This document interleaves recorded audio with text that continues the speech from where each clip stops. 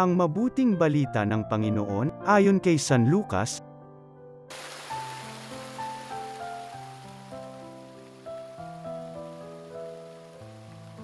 Mga kapatid, ang mga Hudyo'y humihingi ng kababalaghan bilang katunayan.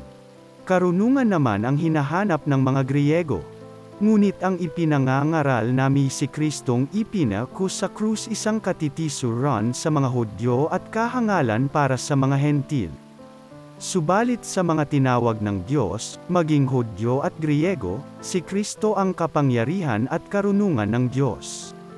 Sapagkat ang inaakala nilang kahangalan ng Diyos ay karunungang higit kaysa lahat ng karunungan ng tao, at ang inaakala namang kahinaan ng Diyos ay lakas na higit sa lahat ng kalakasan ng tao. Ang mabuting balita ng Panginoon.